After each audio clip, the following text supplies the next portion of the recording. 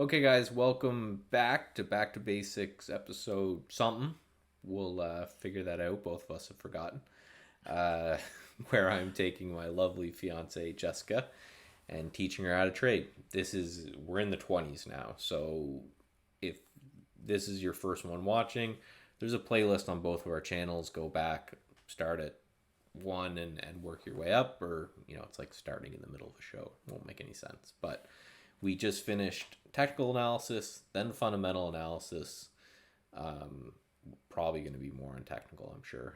Next will be statistical, but what we're doing this week is we took a break to do a test, which Jess did okay in, and we're going to do this kind of, what are we calling it, from theory to practice, where we're just going to take about 10 minutes or so, and I'm just going to go through some charts, and I'm going to talk to you about all of the different fundamental things on that chart and roughly what I would do. And at the same time, so there's this thing in Trade Ideas. If you see me click this button up here and make a heart, what it does, it adds it to a watch list of stocks that I like. So I'm basically bringing you into work on this Saturday where I scan for stocks the next week is basically what's happening. So this particular scan that I have here, which I can give to you, is basically just ranks stocks based off their short float, which means what? The percentage that's shorted. Right. So the amount of people betting against the stock. Right. So one of the things that I like, and I think you expressed that you liked the idea of, you like a short squeeze.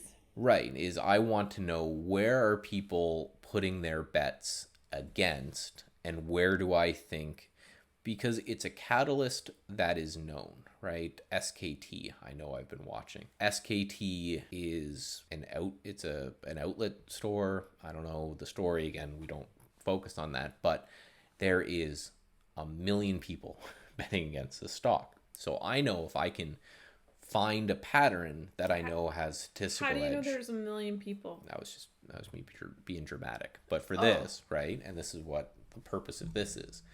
So this is the single stock window in Trade Ideas. And I've put one on your layout, and everyone should have one on their layout.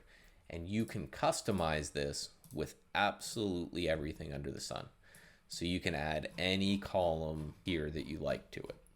But what it is it's like a data sheet of something. So, you go and you look at a house, and there's that thing written down below that says, numbers of bedrooms, number of bathrooms, that's what this is, but for stocks. So I've got you customized kind of the way it likes, but these are the things you're going to focus on, are things like average daily volume, right? So this is how much on average over the last 5 days per day does it do. It does about 3 million shares a day if you take the last 5 days and average them out. So this is what we're going to go through. We're going to go through float. There's about 100 million shares outstanding in the stock. Of those, almost 70% of them are loaned out to people to bet against this company. So why wouldn't you automatically take that as a trade? Well, because what if 100 million people can't be wrong? What if they're right? What if the company sucks? So again, it's fundamental analysis is not a trading plan. A lot of people try to make it a trading plan because it makes the most sense to them intuitively. Yeah.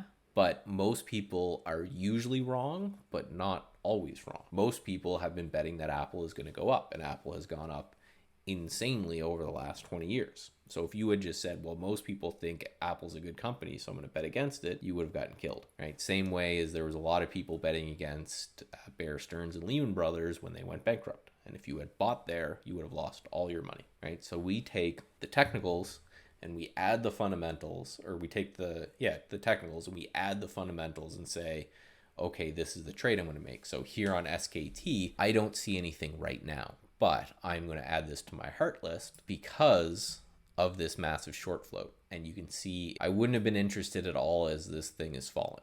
But ever since then, it's been bouncing off. You can see, it's putting in higher lows. So I kind of would take a look at this and say, okay, well, let's just, watch this kind of congestion that's happening, right? If you just track out these highs and lows, you can see how they're coiling in. Mm-hmm. So I would take a look at this and say, okay, if it looks like we're going to break back over this coil, maybe that's when I would take it, right? So it's using the fundamentals to find stocks that I'm then going to apply my technicals to in order to make a trade. And you're starting to see And then what we're going to go through next is statistics and then a trading plan. And then after that, you have it all, right? So here's another one, Las Vegas Sands. Over half of the people out there, and there's 700 million shares in the float, over half of them are betting short. Now, Las Vegas Sands is a casino, so you could see why they wouldn't be doing well in this current environment. So then you take that and you say, okay, it's a big short float. Is this something I'd be interested in buying? Now, I've already drawn in the technical pattern for you on this one, so you can see it's a wedge. And generally speaking, these rising wedges resolve in the direction of the trend. So even though it has the fundamentals that may be interesting, it doesn't have the technicals. Therefore, it doesn't make the list. Again, I think it's valuable for you to see a bit of not just the stuff on the screen, but actually in real life. Now, this is one I'm going to add right away. A handful of reasons, right? So again, I do a checklist, and I've just been doing it for so long, I do it fast. But average daily volume, 2 million shares. That's a lot of shares. That's enough shares for me to take my 1,000 or 2,000 and get in and get out later. No, that's a lot of shares. But if that float had 700 million shares, that's not a really big amount of average volume. It is still, because you got to remember, so the reason we look at volume is just how big of a fish are you in this pond. 2 million shares, $2 stock, right? $400 million changes hands each time. Okay. If I'm going to go in here, maybe I'm going to buy 10 grand worth for a trade. I'm nothing, right? But if I was going to buy 10 grand worth for a trade and there was $100,000 that changed hands that day, well, I'm 10% of the entire movement, right? So we do it like this to say, I think I could get whatever price I wanted on GoGo and get out. So GoGo is this awful, awful company that charges you about $500 for internet for a 30-minute flight. But again, we don't care about the we don't care about the fundamentals. But you can see that if you were involved in this falling wedge that happened here right at support, you would have gotten a nice bounce. But what I'm looking at is I'm saying, okay, well, company sold off dramatically. Obviously, no one's buying Wi-Fi on planes right now because no one's flying on planes right now. But it's had this little bounce and then it's pulled back, right? So here's your bull flag off the bottom, right? We talked about rounded bottoms and we talked about bull flags. I've looked at that. Again, I found it because of this. I found it because half of the world is betting against this company. So essentially we know, and this is another metric that I didn't talk about, but I'll actually explain it to you now because it involves everything else. So days to cover, right? So let's just do a bit of math, which I know you love. I promised in trading there wasn't a lot of math. There's some, but there's not a lot. But so there's 50 million shares in the float, roughly, right? Half of those people are betting against the company. So how many shares are out there bet against the company? 25 million. Right. 25 million shares at some point of this company need to be bought. It does on average 2 million shares a day. So if every single trade was somebody buying back a short position, it would take 10 days of trading for them to clear out the 25 million shares that are short. 10 full days of trading of every single trade being covering a short position. So that's what days to cover is here, right? So which means what to us? So say it was the other way around. Say there was 25 million shares out, or 25 million shares out there short, but the stock did 100 million shares a day. Even though it had the same amount of float and short float, it's less impactful because the amount of liquidity that could absorb that is way higher. Okay, I'll try again. There's 25 million shares short, right? The company does 100 million shares every single day, changes hands. You see how it only takes... That's hypothetically, right? Yeah, hypothetically. Okay. It only takes a quarter of a day if all of the trades are buying that short to get out. Okay. And then they're all out. I see, yes. So it means the amount of move they would take would be... Now, because 10 days of action of buying shares could take place, that means that there's this powder keg of 10 days of buying in GoGo that would have to take place. And if there all of a sudden is 10 days of pure buying in GoGo that has to take place, it's a $4 stock. I've doubled my money. Right now, you're not going to get everybody exiting their shorts at the same time. It's just not going to happen. But what you're hoping is that the higher that days to cover number is, the bigger of a push that a short squeeze will give you. Okay, so let's go back to there being 25 million out of the 100 million. So there's a quarter of it that needs to go. No, I was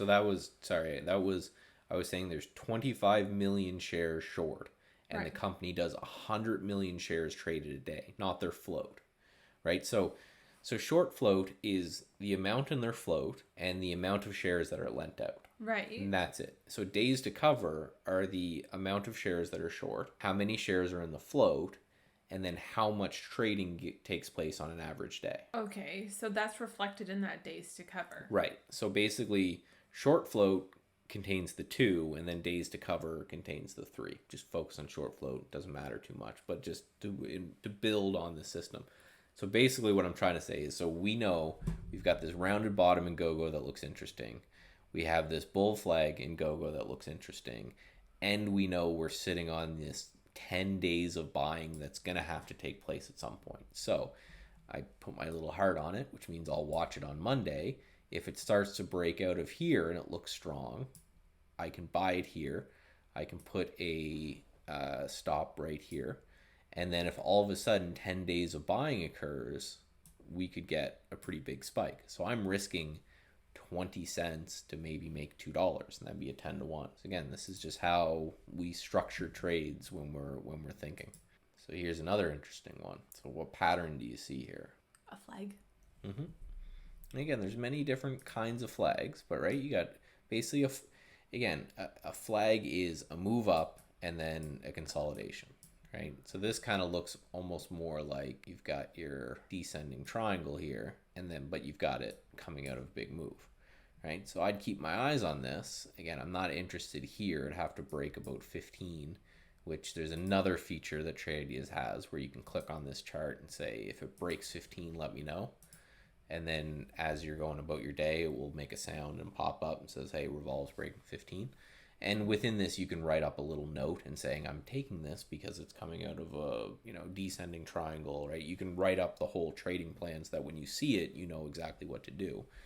And then again, about half of the company is short. So what's very important to note here is you notice that GoGo traded 3 million shares a day and it had a 50 million share float. This is a 15 million share float, so a much smaller company than GoGo was, but it trades almost a million a day still. So that means, remember we talked about that the lower the float of the company, the easier it was dollar for dollar to move the price of that company. So this is one that in theory could be very explosive, but right, look at what we see right up here, which is this prior support area. That's not straight at all, but you can see this prior support area may become resistant. So I'd take a look and I'd say, okay, well, that's kind of interesting that I could make that, but I would probably have to risk this. And that's not very sexy. Whereas in GoGo, I'm risking something like this to potentially make something like that. Right. That's a lot more interesting. But I'll put it on the list to keep an eye on it. So the only other things you got to keep in mind when you're looking through this, and we'll just finish with the single stock window. But again, big short float. Almost half the people are short. And you can see, remember we always talk about prior resistance, potentially future support. So we came down here, we tested it, and then we tested it, and we've got this little wedge going on here.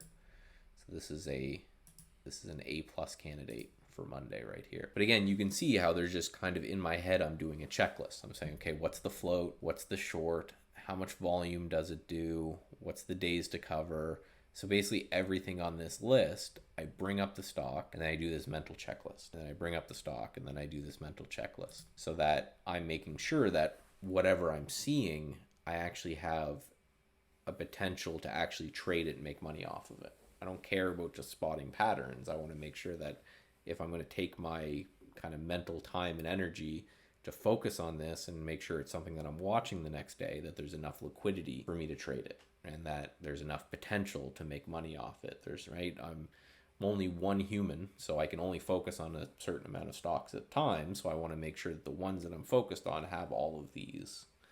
And this is what I do each night and each weekend to make sure that I'm ready for the next day. Does my paper account have those alerts? Yeah. Well, I can give you this exact layout with this exact scan. You can go through this as well, right? Yeah, so that's about it for what you need to see for the fundamentals. There's a lot more here. Also note that if you want to read the news, you can click on the news tab, and we went over this a little bit, but I know we're going to go over trade ideas kind of multiple times but you can read all about it here, and if you click on any of these, it will open up a web page and you can read the article. Profile, this will tell you what exactly they do. They do big data, predictive analytics, artificial intelligence, and telehealth, which is becoming a bigger and bigger thing. Insiders, this is telling you what people who work for the company are doing and their roles, right? For example, if you were on Facebook and you saw Zuckerberg sell 100 million shares, you know, like, okay, maybe you know something I don't. Again, this seems like it's about a 50-50 split. It's not really that interesting one way or the other, right? There's some people buying and there's some people selling. And then the similar tab, this is interesting as well, where you can take a look at the competitors. All of these companies here are going to be competition. And then the other thing is with price action, this is going to find stocks that are looking similar to this. So if you really like the look of this company, you can go through and you can say, right, this had the same thing with this big spike up and then pull back, right? AP, this big spike up and this pullback. So it's trying to use our predictive analytics and our AI that we have built into trade ideas to say, oh, the person likes this stock. Let me show them a handful of stocks that look similar to that.